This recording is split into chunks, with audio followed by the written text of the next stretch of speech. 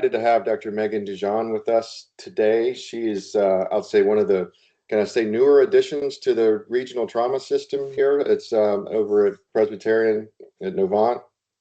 So we're glad to have you as part of our trauma system, and certainly for contributing to the MTAC series today. So I'll give you a minute if you want to introduce yourself in any further detail, and then we look forward to hearing your comments and sparking some good discussion and questions. Thanks for being here today. Thank you. I do apologize. I'm coming down with a cold, but we'll get through this. As Dr. Green said, I'm Megan Dijon. I'm been at Novant Presbyterian for the past 6-7 months. I have been up in Detroit for the past 10 years. So that was fun and interesting. So looking forward to bringing some of that down to the area. So today we're going to talk about managing hemorrhagic shock and massive transfusion in the trauma patient. And as many of my predecessors, and I like to say, all bleeding stops eventually, whether good or bad.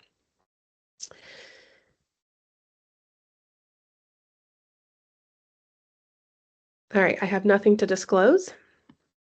So some of a history about shock. So back 129 to 199 AD, Galen, who was a Roman and Greek surgeon, philosopher, and physician, well known for kind of our early discoveries in medicine and shock, once thought that bloodletting was the cure for sepsis, which, as you could tell, often resulted in severe hemorrhagic shock. And that was kind of the practice up until the 1800s. It was actually the primary treatment for the European cholera epidemic in 1832. And of interesting note, George Washington, he is said to have died by epiglottitis. However, it was a little complicated by hemorrhagic shock as the physicians tried to cure him with bloodletting.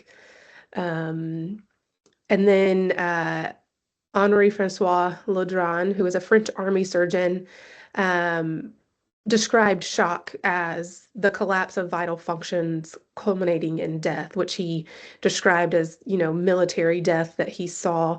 And he termed that phrase shock, which is kind of where we get our modern day term for shock.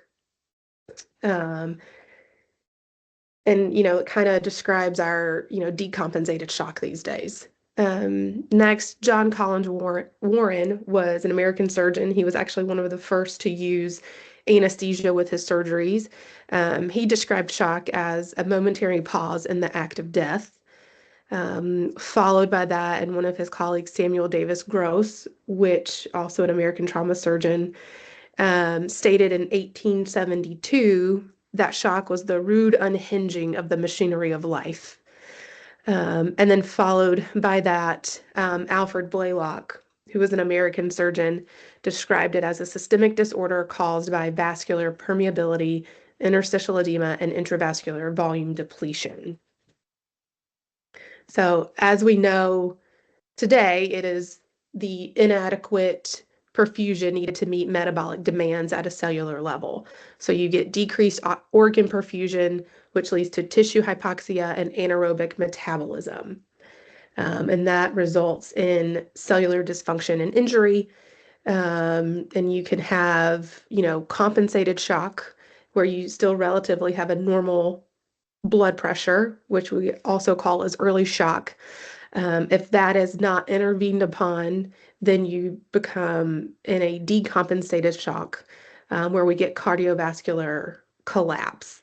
And our intervention is most effective in trying to prevent organ dysfunction and ultimately death if we can intervene during our early state of shock.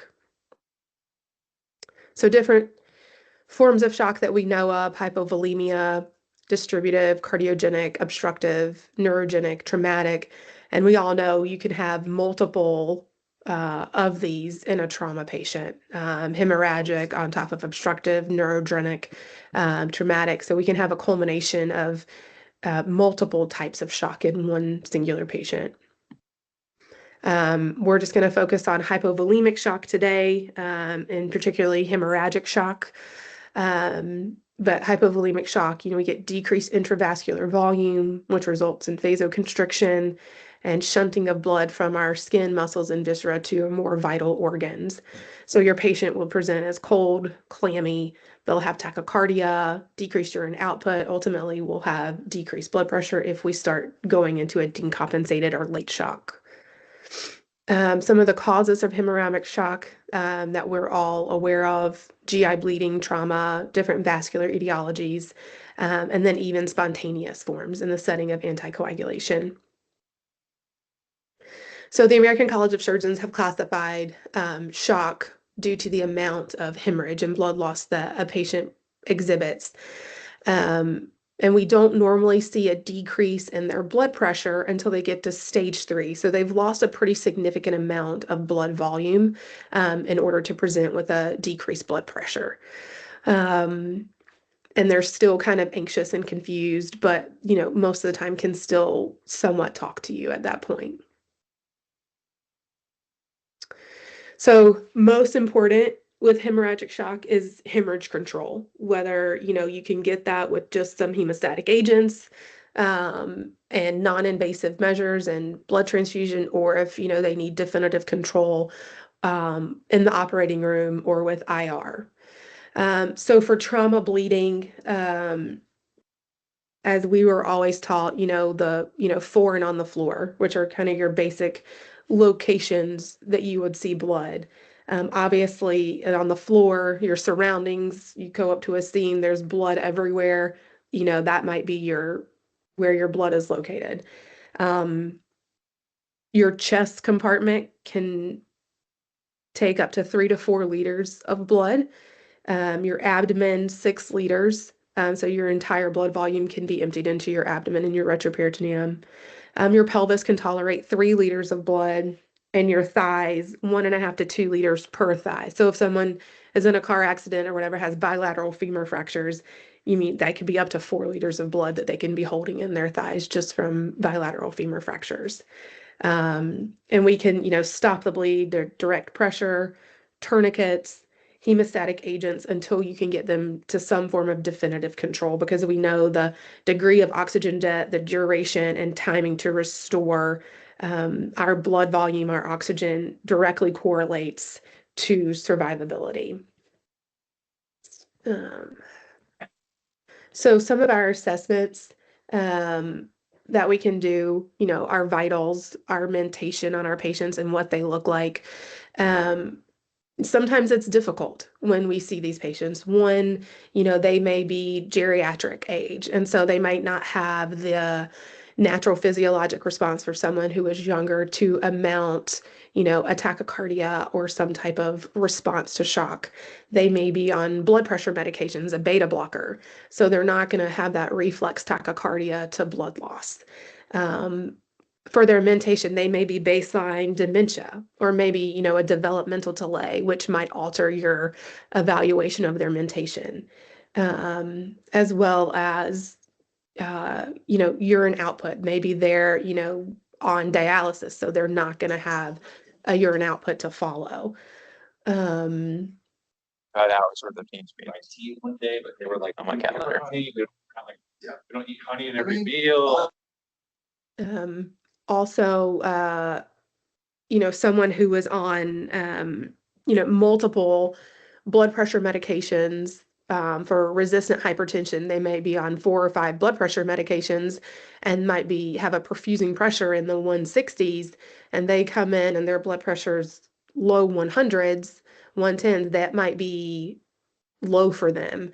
So just have to kind of keep all of that in mind when we are looking at a patient with hemorrhagic shock or possible hemorrhagic shock when we assess them. Quick kind of assessment that you can do, when we get a palpable pressure, if they have a radial pulse, you're looking at, minimum of like 80 systolic. If you have a femoral, 70, or if they only have a carotid, probably 60. So that's just kind of a quick and fast way to look, especially if, we always get people that come in and, for whatever reason, unable to obtain a blood pressure in the field or even in the trauma bay with a cuff. So how do we resuscitate these patients? Blood. Blood is far superior to crystalloid when we are doing massive resuscitation on these patients. One, it's because we bleed blood, we don't bleed LR or normal saline. So we need to replenish that. If we give excess amounts of crystalloid, then it can dilute what we already have. When we use crystalloid, isotonic is favorable. Normal sol, plasma light, LR has been shown to be better over normal saline, except in the instance where you're concerned for a possible TBI, and then you would probably choose normal saline for that. Some of our markers for resuscitation that we like to look at in the setting of an acute bleed where we don't have full control, we don't know what we're looking at yet. It's good to have what we normally say permissive hypotension. So goal systolic should be about 90 or more until we can get definitive control. Again, except possibly in the elderly where, you might want to improve mortality being over 110, as well as in TBI patients to help with cerebral perfusion. Two of the most common markers that we like to look at for shock and markers of resuscitation on the metabolic side are base deficit and your lactic acidosis. Acidosis interferes with your coagulation complexes, and actually if you get less than a pH of 7.2, then you have your function of your coagulation complexes decreases by 50%. So some research has shown that if you can resolve and normalize your base deficit and your lactic acid within 24 hours, you have improved outcomes. Sometimes your lactic acid, over exaggerates your shock state and your base deficit under exaggerates. So if you can use both of those in correlation with each other, it's better. Also, hypothermia, we need to keep these patients warm because if you become hypothermic, you get interference with your platelet activation. So this was actually a picture that was published in 2025 in the World Journal of Emergency Surgery, kind of talking about the 4 reasons why trauma care has moved from your typical ABCs, airway, breathing, circulation, to CAB, prioritizing circulation over airway. Some of that is, hemorrhage is the leading cause of preventable death. About 40% of trauma mortality worldwide is caused by exsanguination. And early death is more often due to uncontrolled bleeding than it is airway obstruction. And even early intubation can worsen the physiology, whether that's with your sedatives, your paralytics, your positive pressure ventilation, altering your physiology, your sympathetic tone, and sometimes, it's disrupting your compensatory physiology. So if we can, resuscitate these patients and get their, respiratory status under control first and kind of, tank them up, then we can help reduce the incidence of hypotension after intubation because post-intubation hypotension, increases mortality in these patients. Along with that, most of the depressed GCS we see in hemorrhagic shock patients is from perfusion-related physiology in the brain. So if we can resuscitate these patients, get their perfusion pressure up adequately to get cerebral perfusion pressure, their mentation often improves, and so thereby reducing the need for intubation. And then, again, blood restoration is imminent. Giving blood restores your oxygen carrying capacity, your coagulation factors, your intravascular volume. Whereas if you only give crystalloid or crystalloid more so than blood, it can actually worsen your lethal triad, which we know includes acidosis, hypothermia. So massive transfusion protocol, who needs it? I guess it's kind of every institution has their own protocols of when to activate massive transfusion protocol. A place I was at, their definition to activation, suspected traumatic bleeding with a systolic less than 90 or physician discretion. If you think they need it, activate it. You can always cancel it. Some of the scores and indexes that you can look at to kind of help your decision. One being the assessment of blood consumption score. So you would need 2 or more, heart rate over 120, a systolic less than 90, a positive fast, or a penetrating torso injury. Another one is your reverse shock index, which is just your ratio of your systolic to your heart rate. So anything less than 1 can indicate hemodynamic instability, even in the absence of significant hypotension. So if you have a patient that heart rate's 120s, 130s, but they still have a heart rate or a systolic in the low 100s, your ratio is still less than 1. So maybe a clinical indication to activate massive transfusion, even if their systolic is not less than 90. So a little bit of background on massive transfusion. So World War I, World War II, they used, fresh whole blood. You had your blood bank right there beside you. And part of that was because formal blood banking was not available until the 1940s. After World War II is when we began fractionating into different components, and that was to help decrease unnecessary transfusions and complications.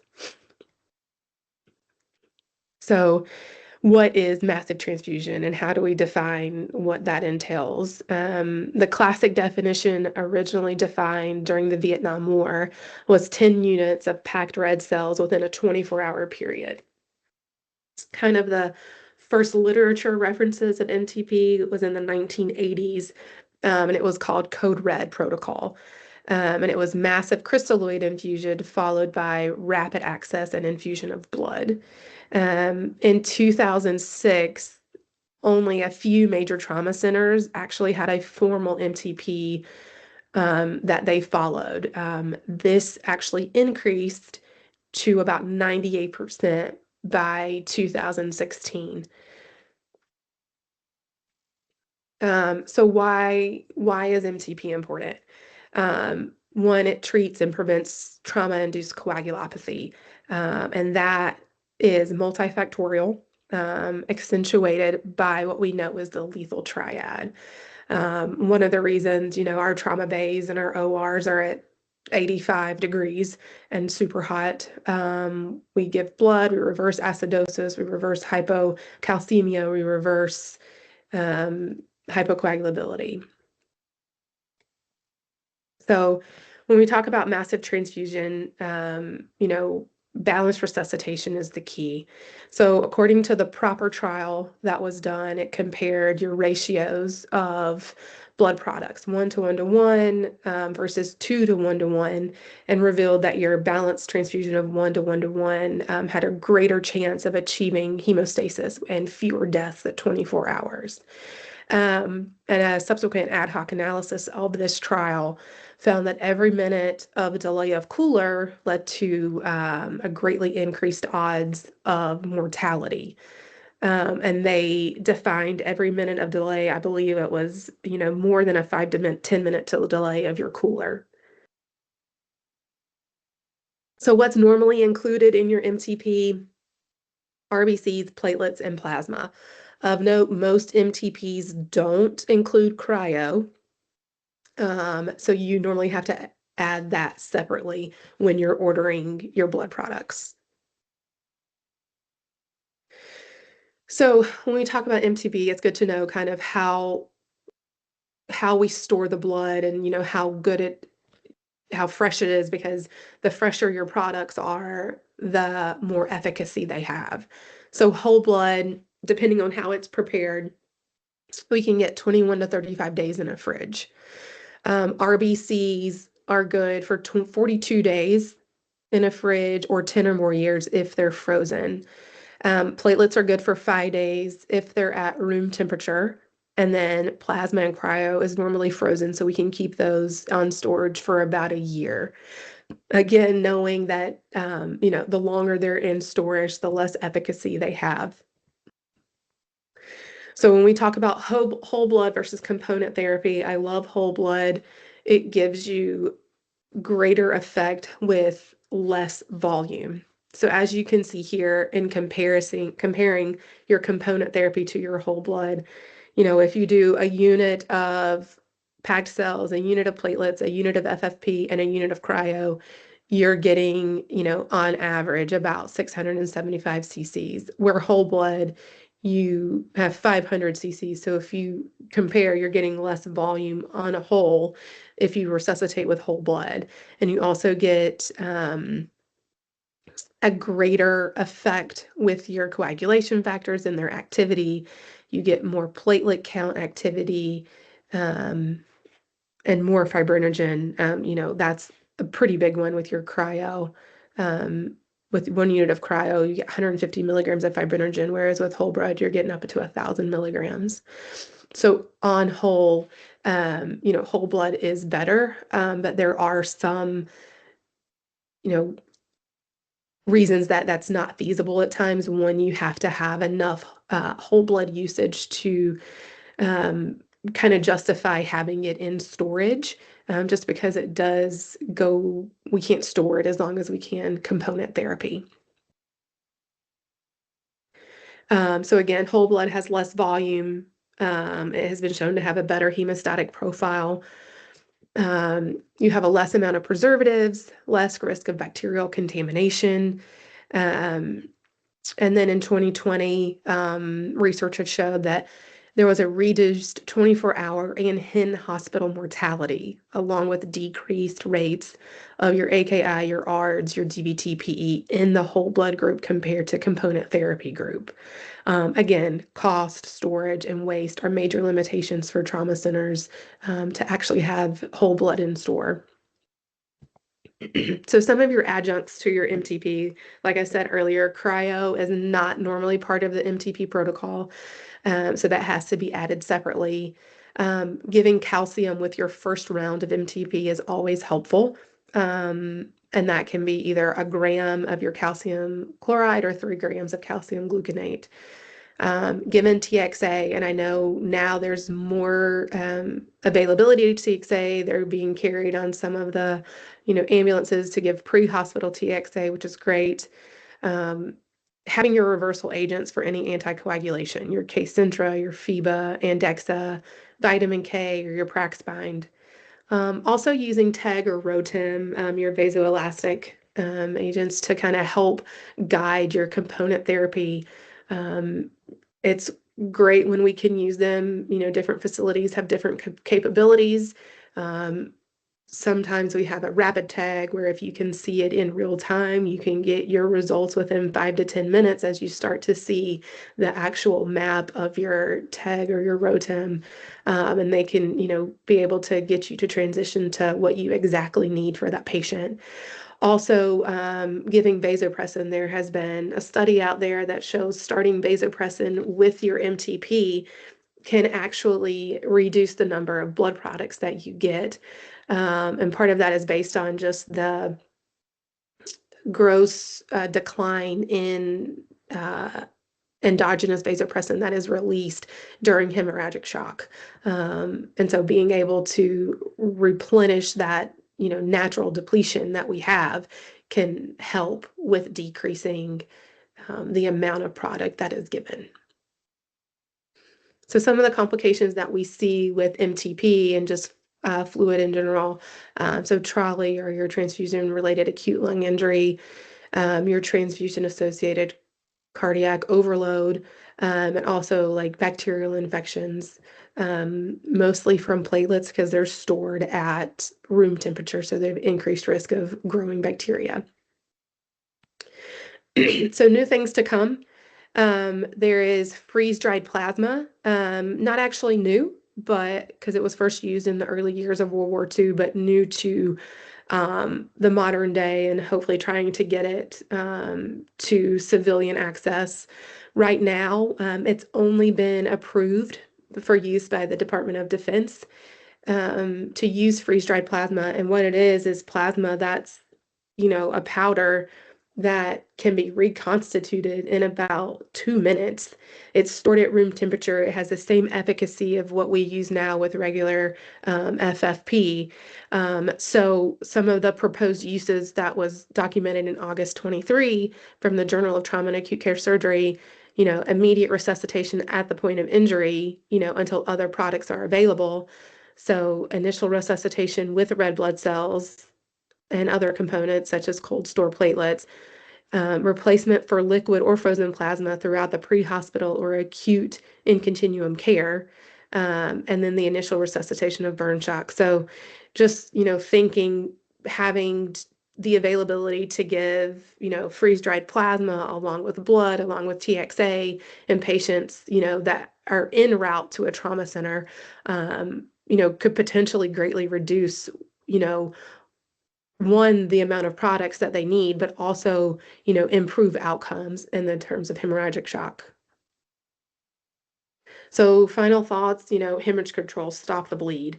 The first, Stop the Bleed campaign was first introduced about 10 years ago. We first started doing courses on Stop the Bleed in 2016 by the American College of Surgeons. So a lot is out there to help teach civilians and others about Stop the Bleed, which greatly improves outcomes in patients with hemorrhagic shock. And then balanced resuscitation and minimization of crystalloid to help with adverse events from massive transfusion. Thank you. I'm free for any questions that anyone may have.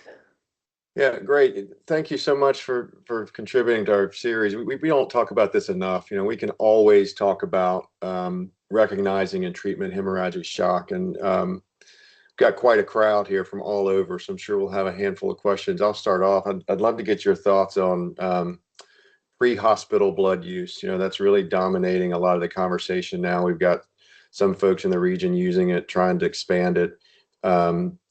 Your thoughts and maybe updates for the crowd. We have a lot of pre-hospital folks that are in the conference, and probably appreciate what you might think about that. I am all for it. A lot of times we don't, as trauma surgeons, we don't see what is seen, on the scene.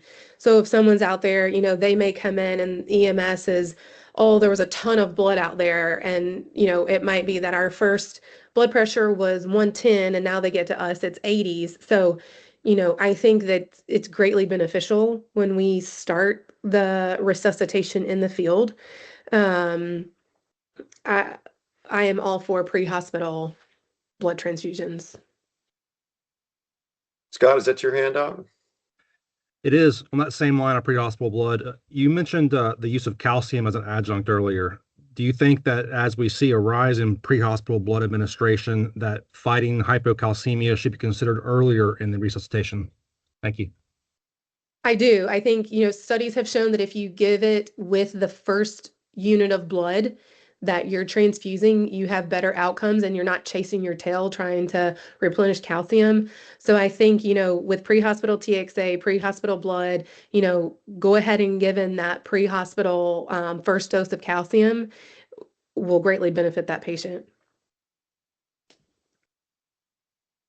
I'm glad you mentioned the CAB protocol as opposed to ABC. Any thoughts on or advice for folks intubating in the field and how to determine whether your circulation is adequate to support intubation in that setting? We're like you said, we're used to doing it with lights and instruments and all of the bells and whistles that we might need in a trauma bay or an operating room. But a lot of folks on this call have much more difficult environment in which to work. Yeah, I mean, it's really hard to say, and a lot is going to, based on clinical judgment. I think if you're, and it's really also hard with a polytrauma patient, right? I mean, if you could have internal bleeding, you could have attention pneumo, you could have all kind of things that are affecting your respiratory status. So I think, I give props to, I was in EMS before I went to medical school. So, I think, I give props to all the paramedics and EMS out there that, have to go through that in real time and, using their clinical judgment to figure out, do I need an airway? Do I not? And if I think they're, saturating fine, maintaining an airway with maybe some assisted ventilations, and you think maybe it's just due to hemorrhage, maybe trialing to give, a unit of blood first to see if that, perks everything up. If not, then, it is their clinical judgment, and, it's really hard to kind of give a definitive say on whether or not, not to intubate or to intubate in the field. So I think, clinical judgment is going to be the key. Dr. May, you have your hand up? I do, and you may have already addressed this a little bit. I had to jump off for a phone call, joined back on, so I apologize if you did. Appreciate the presentation. Great talk. I may have heard it incorrectly, but during the talk, I think you did the same thing that we struggle with all of the time, and that is thinking about the shock index.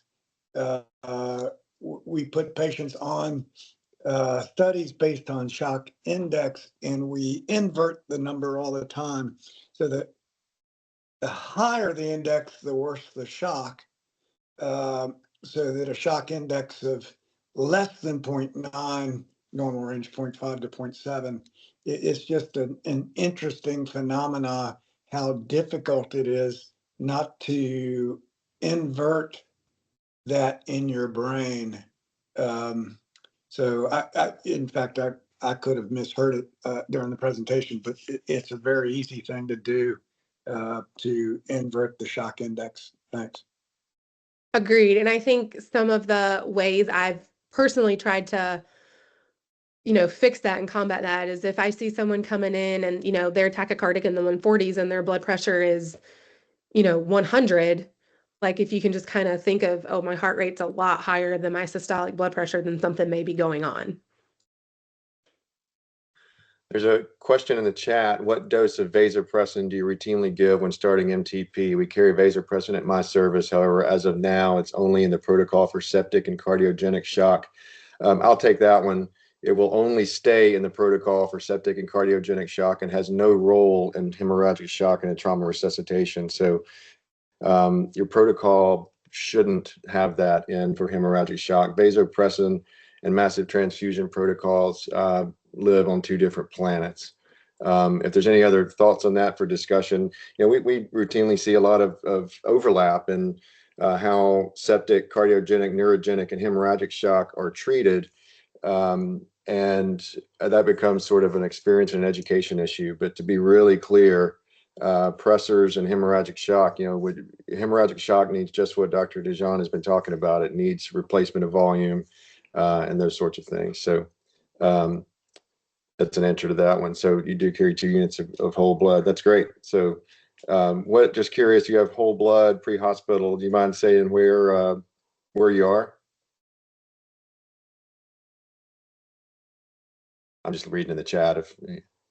Medicine rare. There you go. No vasopressin when we're bleeding. Other questions from the crowd? Thanks for bringing that up there. That's always worth discussing. Scott. Other than stopping the hemorrhage, blood seems to be the answer, or it's at least the bridge until we get the patient to definitive care. But oftentimes you run into limited blood supplies, whether it be pre-hospital or a freestanding emergency department or just a rural emergency department that only has so much blood products. Is there anything that we have that could be like maybe in higher supply that could potentially be stocked to more easily help the patient who needs what we don't have? Because we don't want to dilute them with just saline. Thank you.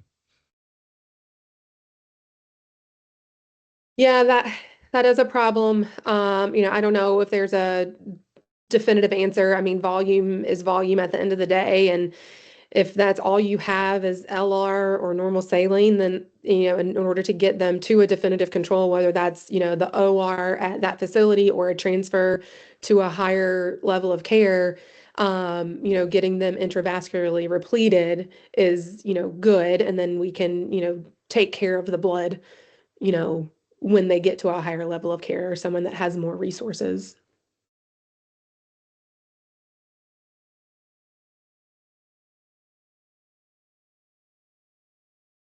Not seeing any other comments, questions, certainly invite them. We have time. We've got a great crowd on today. So folks that are on, encourage other people to be a part of it. Scott, I see your hand. Give me just 1 minute. Well, go ahead, Scott. Sure. We always talk about balanced resuscitation, but what exactly is it? It seems like everybody has a different definition of what balanced resuscitation is when it comes to trauma. So I have always, thought of 1 to 1 to 1. So 1 unit of blood to 1 pack of platelets to 1 unit of FFP, and I will throw in there 1 pack of cryo. That's going to be like your balance of your resuscitation. Feel free for anyone else to, share their opinions as well.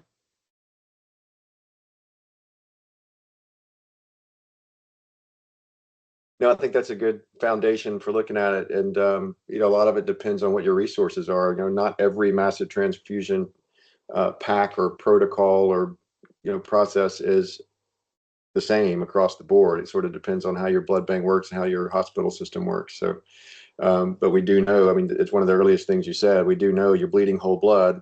We've at least learned we got to give them whole blood. And if we do it as component therapy, we're trying to do it as a balanced set of components that will add up to whole blood. So I think that was perfectly clear way of stating it.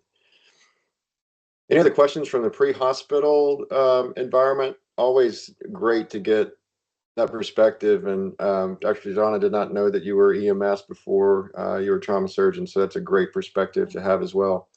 Glad to bring our level 2 at Novant into the mix here. So hopefully you guys will continue to contribute and make this a rich learning environment for everybody. So Dr. May, your hand's back up. Yeah, thanks for the prompt. We're reviewing trauma cases retrospectively where we know that it's hemorrhagic shock and we know that it's related to trauma. I would be interested in anyone with the EMS perspective in which you don't always know whether the patient is hemorrhaging and why they might be hypotensive.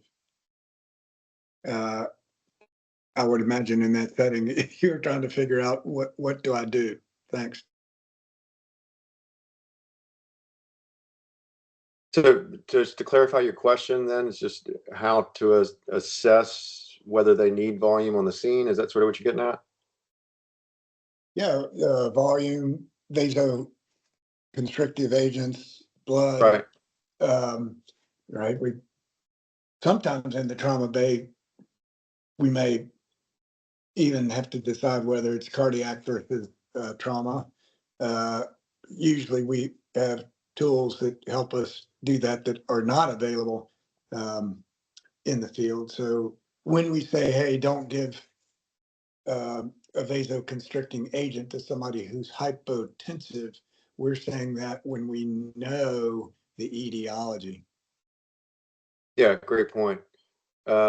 Any pre-hospital folks out there want to take that one, or even emergency medicine?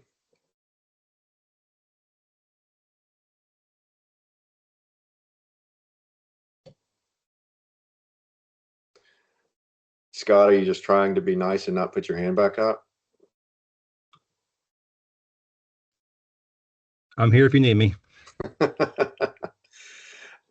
Any sort of protocols or anything that help our pre-hospital providers sort that out? That's the challenge, right? And that's you show up with zero information. We think we don't have much information. The folks that get to the scene first have even less than we do. So you want to take us through a little bit about how we sort that out on the scene? Sure. I mean, as with most EMS stuff, and anybody can feel free to jump in also, it's protocol driven. A lot of if then statements and parameters to determine treatments. But at the same time, we call it being a cookbook medicine. You don't want to follow it exactly because you get pigeonholed into an area if you do it exactly and don't use critical thinking. But in the pre-hospital role, most of the time we don't have all those fancy tools like Dr. May mentioned, and so we just have to use our clinical gestalt or just normal vital signs and a shock index to determine our next best step. So the easiest thing is if they have trauma and they have a low blood pressure and they're tachycardic, they qualify for resuscitation. So that's the most simplest thing, I think. One thing to keep in mind, though, in reference to that, as well as some of the questions and comments earlier, is differentiating what the actual cause is. Is it a medical cause or is it a traumatic cause? And making sure we go down the right pathway. I think that's the simplest way of putting it. Thank you. Great, thanks.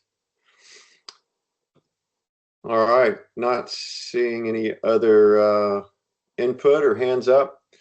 I appreciate everybody joining. Had a great crowd today, so spread the word. Follow MTAC and Scott on social media. I don't know how many likes you got, man, but I'm kind of going to run with this thing. And then our next conference will be, what's the actual date? I'm not looking at Scott. Do you have it for what, March? It'll be March 17th. March 17th. Same time, same place. Thanks, Dr. John, for contributing, and hope everybody has a great rest of their day. Thank you.